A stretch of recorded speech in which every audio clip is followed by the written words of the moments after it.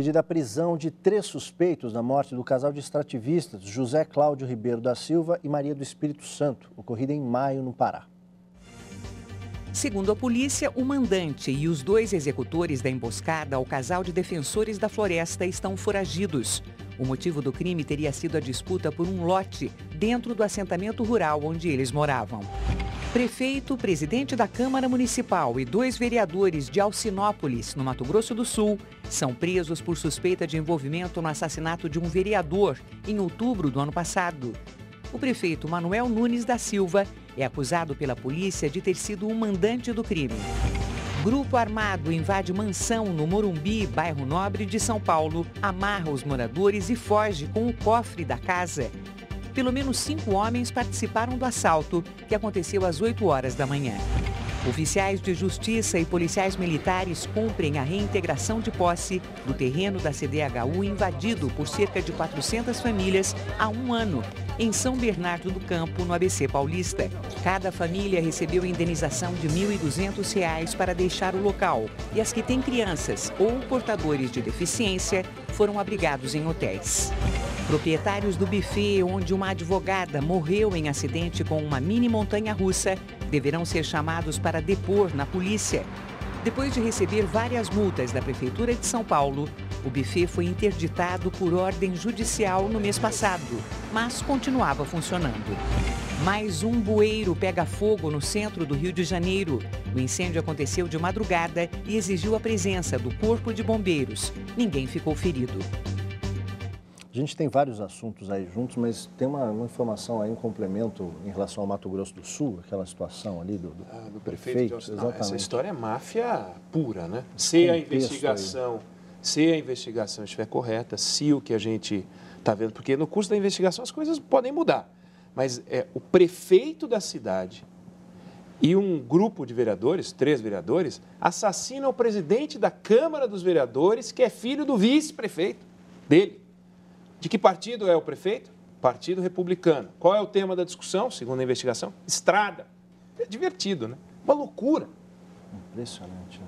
Você queria comentar sobre Não, é só curioso observar que em várias das notícias que a gente viu aqui no jornal hoje, muitas delas giram em torno da mesma ideia que é a responsabilidade, quer dizer, a responsabilidade envolvendo o assassinato do menino Juan, a responsabilidade no tiroteio, a responsabilidade no caso que o Eduardo acabou de falar, a dificuldade em assumir responsabilidade na questão do toque de recolher, dos pais assumirem, ou das instituições ou dos agentes públicos? Essa questão da responsabilidade, eu queria também chamar aí essa discussão. Para esse último caso que a gente viu, a morte da advogada num buffet infantil na zona leste aqui de São Paulo, né? Um estabelecimento que recebeu reiteradas notificações do poder público, uma festa nesse buffet em torno de R$10 mil, segundo algumas informações, e o estabelecimento recebeu a primeira multa, R$2 mil, a segunda, R$5 mil, a terceira, R$11 mil, reincidente. E de repente continua aberta e as pessoas ali correndo esse tipo de risco, é impressionante. Agora, aí se os fatos forem esses, é uma maluquice, porque não se pode falar em leniência do poder público nesse caso. Multou 3 vezes, fechou o estabelecimento. Será que esse valor da multa é suficiente? Se a gente comparar com o custo de uma festa ali, o valor de uma festa quando a gente lembra do episódio em que o empresário com um Porsche matou uma pessoa a 150 km por hora, e foi libertado com uma fiança de R$300 mil, provavelmente esse número é pequeno para o patrimônio dele. De novo, a gente está falando de uma multa pequena, talvez. Agora, como é que fica a sociedade quando vai escolher um buffet? Ou você é convidado para uma festa de uma criança, amigo dos seus filhos, você chega lá e vai pedir o alvará? Ou então você, antes de entrar no brinquedo, você pede o relatório da assistência técnica?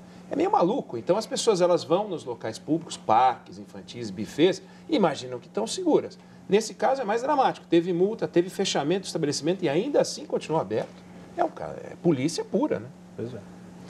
Enquanto no Rio de Janeiro os bueiros explodem e soltam fogo e fumaça, no Canadá é a água que traz perigo e pode causar estragos.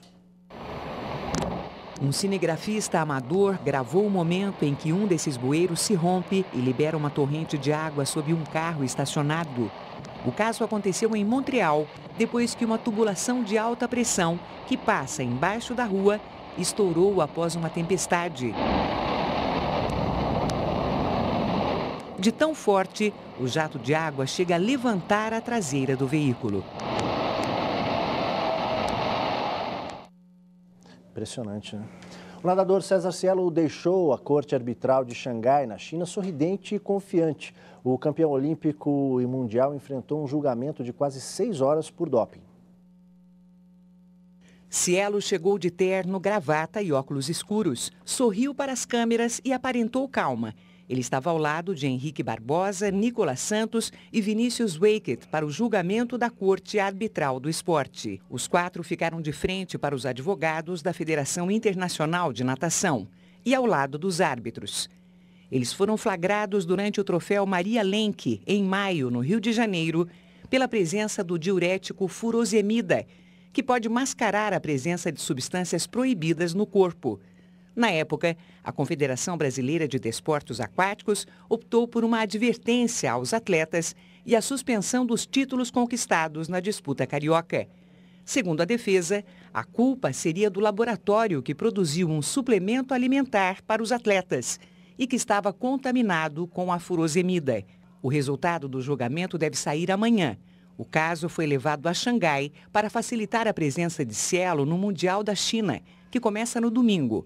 O brasileiro espera defender os títulos nos 50 e 100 metros nado livre. As punições por doping costumam deixar os atletas fora do esporte por meses ou até anos. Se você não sabe como acontece o doping, o Jornal da Cultura explica.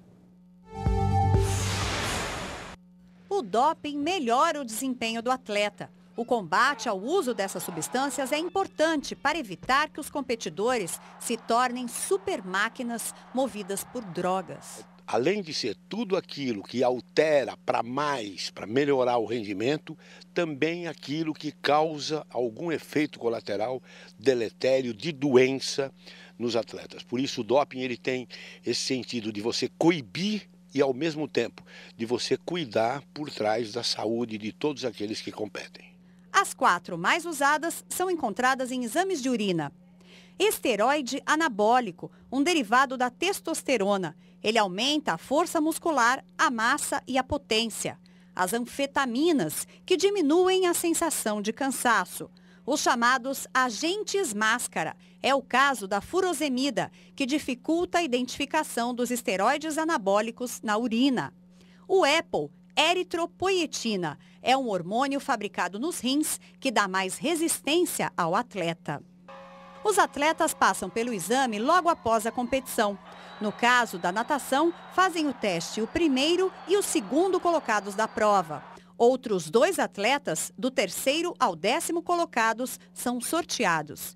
Isso é feito em todas as eliminatórias. No futebol, há o sorteio de 2 jogadores de cada time para fazer o teste antidoping. No ciclismo, como em outros esportes, há teste surpresa durante todo o ano. Segundo o regulamento da Agência Mundial Antidoping, os atletas são responsáveis por tudo aquilo que ingerem. E todos têm conhecimento das sanções que podem sofrer caso entrem em contato com alguma substância contaminada. A WADA, a Agência Mundial Antidoping, divulga anualmente em seu site a lista de substâncias que são proibidas.